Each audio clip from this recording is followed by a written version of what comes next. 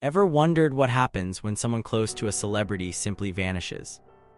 What dark secrets lie behind the glitzy facade of fame and fortune? Number 5. The mysterious case of Rose Bundy. What would you do if your father was one of America's most notorious serial killers? Where would you go to escape that shadow? Rose Bundy, the daughter of infamous serial killer Ted Bundy, has essentially disappeared from public life. Born in October 1982, Rose came into this world while her father was on death row for horrific crimes that shocked the nation. She was conceived during one of Carol Ann Boone's prison visits to Ted Bundy, although how this happened has been the subject of much speculation given the strict supervision of prison visits. Rose was just 6 years old when her father was executed in the electric chair in January 1989. Following his death, both Rose and her mother vanished from public view. Carol changed her name and relocated, taking young Rose with her. Since then, neither has been seen or heard from in any public capacity. The disappearance of Rose Bundy from public life isn't so much a physical disappearance as it is a complete disconnection from her infamous past. No photographs of adult Rose exist in the public domain, no interviews, no social media presence. In the age where nearly everyone leaves some digital footprint, Rose has managed to completely disassociate herself from her father's legacy. Many true crime enthusiasts and journalists have attempted to locate Rose over the years, but these efforts have been unsuccessful.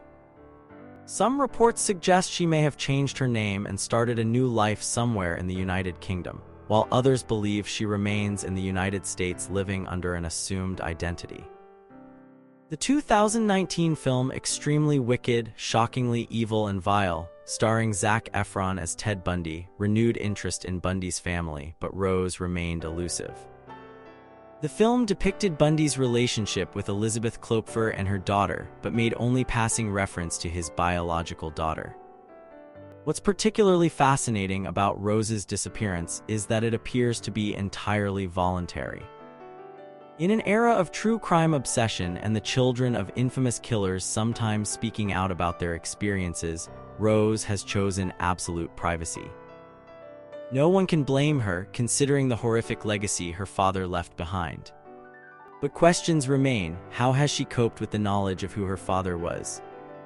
Has she built a normal life away from the shadow of America's most notorious serial killer? And perhaps most importantly, has her complete disappearance from public life allowed her to find peace? Number 4. Patrick McDermott, Olivia Newton-John's missing boyfriend. Can someone really disappear without a trace on a fishing trip? Or is there more to the story when your girlfriend is one of Hollywood's biggest stars?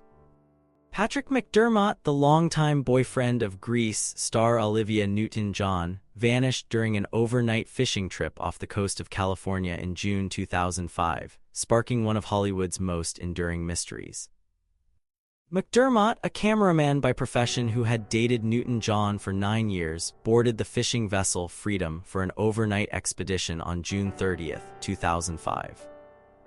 The boat returned to San Pedro Harbor the next day, but no one noticed McDermott was missing until weeks later when he failed to appear at a family gathering on July 6.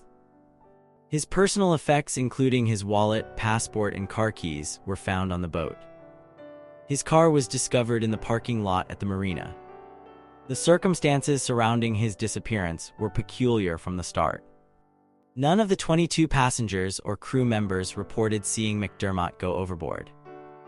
He had been checked off as returned to shore, though no one specifically remembered seeing him disembark. The delay in reporting him missing meant that crucial early search and rescue efforts never took place. The U.S. Coast Guard investigated his disappearance for almost 3 years before concluding in November 2008 that McDermott had most likely drowned. However, the absence of a body and the unusual circumstances fueled speculation and alternative theories. One persistent theory suggests McDermott faked his own death to escape financial troubles. At the time of his disappearance, he was reportedly in significant debt and facing potential jail time for unpaid child support to his ex-wife, Yvette Nippar, for their son, Chance. He had filed for bankruptcy in 2000 with debts of over $30,000. Adding to the mystery, there have been numerous alleged sightings of McDermott in Mexico over the years. Private investigator Philip Klein, hired by an American television program to investigate the case, claimed in 2010 that McDermott was living in Mexico and working on a yacht. Klein stated he had received a message from McDermott's representatives asking to be left alone. More fuel was added to this theory when a group of Canadian tourists claimed to have spotted McDermott in the Mexican town of Sayulita in 2006. They alleged they saw a man matching his description with a German woman. In 2017, Australian magazine Woman's Day published an article claiming McDermott was living in a small Mexican village with a European girlfriend. Olivia Newton-John has spoken sparingly about McDermott's disappearance over the years. In a 2016 interview with Australia's 60 Minutes, she admitted the mystery haunted her. "It's human to wonder, but those are the things in life you have to accept and let go, because whenever you go through difficult times, there's always those concerns." Newton-John later married John Easterling in 2008, though the unresolved nature of McDermott's disappearance remained a shadow in her life until her death in 2022. McDermott's ex-wife Yvette Nippar has fought against theories that he staged his disappearance. In 2012, she wrote to Amazon CEO Jeff Bezos asking him to block the publication of Klein's book about the case, calling it exploitation of my son and family. To this day, no definitive evidence of McDermott's fate has emerged. Did he drown in a tragic accident that no one witnessed? Did he stage an elaborate disappearance to escape his troubles? Or is there another explanation entirely?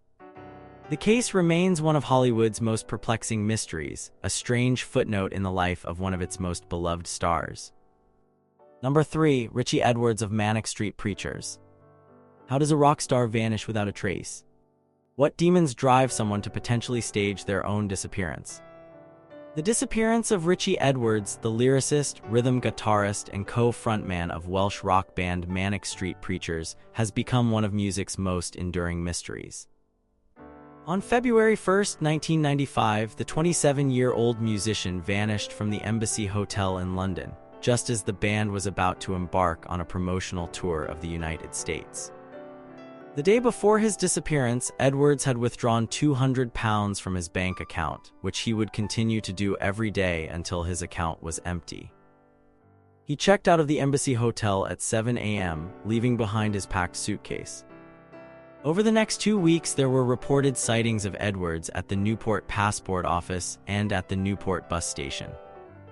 His car, a silver Vauxhall Cavalier, was discovered on February 17, 1995, in the Severn View service station parking lot near the Severn Bridge, a notorious suicide spot in the UK. Edwards had a history of self-harm, depression, anorexia, and alcoholism. In 1994, he had been hospitalized after repeatedly slashing himself with a knife during an interview with NME journalist Steve Lamacq, carving "For Real" into his arm to prove his artistic integrity. This incident, along with the location where his car was found, led many to believe Edwards had taken his own life by jumping from the bridge. However, no body was ever recovered despite extensive searches of the River Severn. The car itself presented puzzling evidence. It had been lived in for some time, with evidence suggesting Edwards had been coming and going from it. The battery was flat, there were parking tickets, and the car had been reported as abandoned on February 8, a full week after Edwards disappeared. In the years following his disappearance, there have been numerous alleged sightings of Edwards around the world. Fans claim to have seen him in Goa, India, on the islands of Fuerteventura and Lanzarote, and in a market in the Canary Islands. A college lecturer insisted he'd seen Edwards getting on a bus in Aberystwyth, Wales, and another fan was convinced he'd spotted him in a bar in the Canary Islands. Perhaps the most tantalizing lead came from Edwards' former manager, Dave Aylward, who told The Observer in 2012 that he had received a phone call from someone he was 100% certain was Edwards about 3 weeks after the disappearance. The caller, he said, was using Edwards' funny little voice. Edwards was declared legally dead in November 2008, more than 13 years after his disappearance. However, his family, particularly his sister Rachel, has never fully accepted that he took his own life. Some believe Edwards, who had expressed interest in disappearing and was fascinated by writers like J.D. Salinger who had removed themselves from public life, may have staged his own disappearance to escape fame and his personal demons. The Manic Street Preachers have continued as a band, achieving great success with their album Everything Must Go, which featured some of Edwards' lyrics and was released just over a year after his disappearance. They have never replaced Edwards, often leaving an empty spotlight on stage during performances in his honor. Edwards' disappearance continues to fascinate and mystify music fans. His poetic, politically charged lyrics and intellectual approach to rock music have assured him cult status. The anniversary of his disappearance is marked each year by fans, many of whom maintain hope that somewhere, somehow, Richie Edwards is still alive, having found the peace that eluded him in his public life. Number 2. The vanishing of Harold Holt, Australia's Prime Minister. What happens when a nation's leader goes for a swim and never returns? Could a prime minister really be abducted by a foreign power? On December 17, 1967, Harold Holt, the 17th Prime Minister of Australia, drove to Cheviot Beach near Melbourne with his neighbour and a young friend. Despite the rough conditions and his own recent shoulder injury, Holt, known to be a strong swimmer, decided to enter the water. His companions watched as he swam out, was caught in a current, and disappeared from view.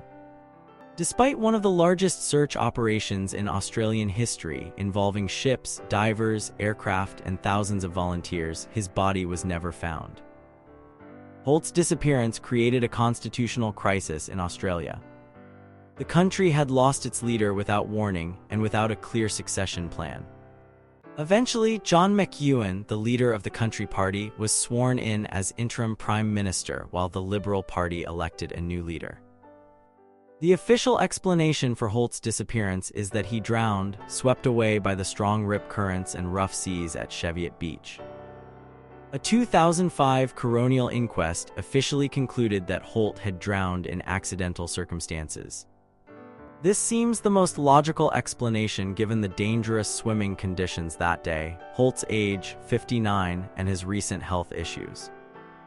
However, the absence of a body and the geopolitical context of the time spawned numerous conspiracy theories. The most sensational suggests that Holt, who had increased Australia's involvement in the Vietnam War and strengthened ties with the United States, was actually a Chinese spy who was extracted by a Chinese submarine when his cover was about to be blown. This theory, popularized in a book called The Prime Minister Was a Spy by British journalist Anthony Gray, has been widely discredited but continues to circulate. Other theories claim Holt committed suicide due to political pressures or personal issues, that he staged his own disappearance to run away with his mistress, or even that he was assassinated by the CIA due to his supposed plans to pull Australian troops out of Vietnam. None of these theories have any substantial evidence to support them. Holt's disappearance occurred at a time of significant change and uncertainty in Australia. The country was deeply involved in the Vietnam War, a conflict that was becoming increasingly unpopular. The Cold War was at its height, with fears of communist infiltration pervasive. Australia was also undergoing significant social and cultural changes, including shifting away from its traditional British ties toward a closer relationship with the United States and Asian nations. The mystery of Holt's disappearance has become ingrained in Australian popular culture. The Harold Holt Swim Centre in Melbourne was named in a darkly humorous tribute to the Prime Minister who disappeared while swimming. The phrase "doing a Harold Holt" entered Australian slang as a synonym for disappearing or leaving abruptly. Holt's family has generally avoided public discussion of his disappearance, though his son Sam has occasionally spoken to the media.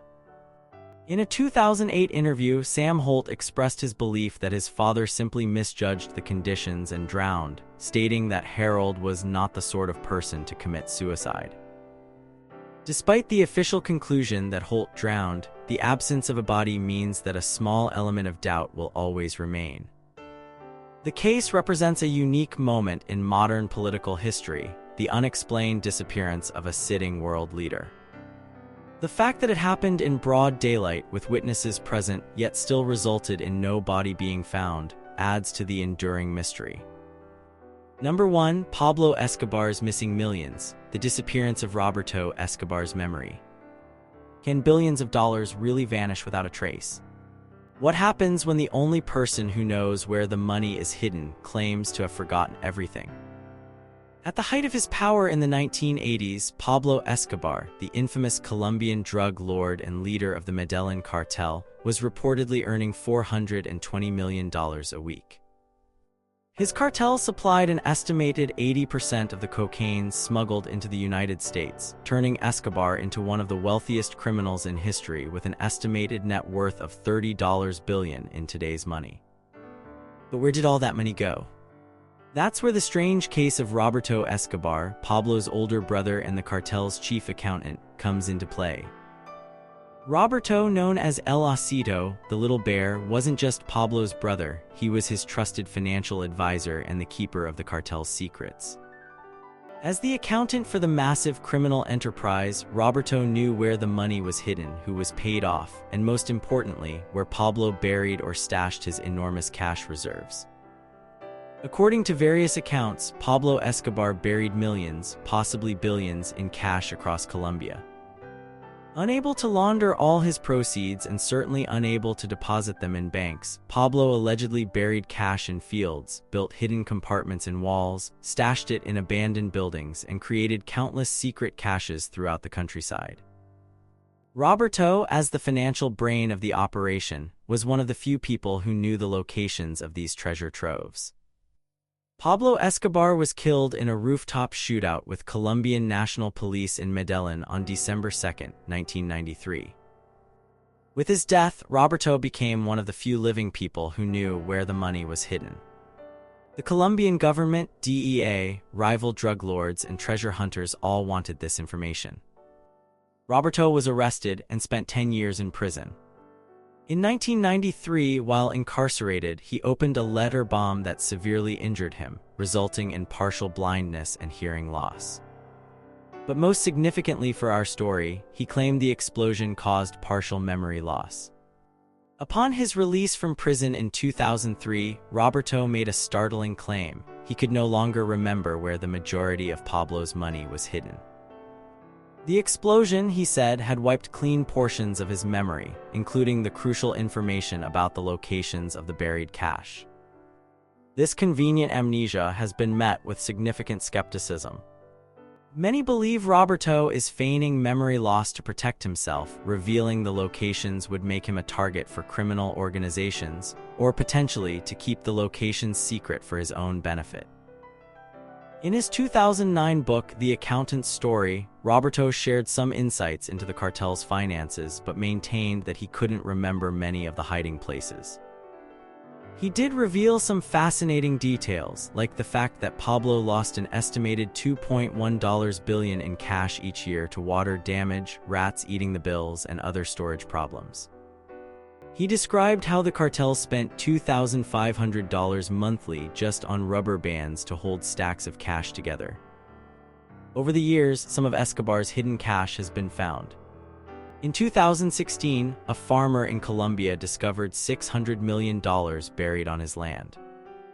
Other caches have been uncovered during construction projects or by deliberate treasure hunters.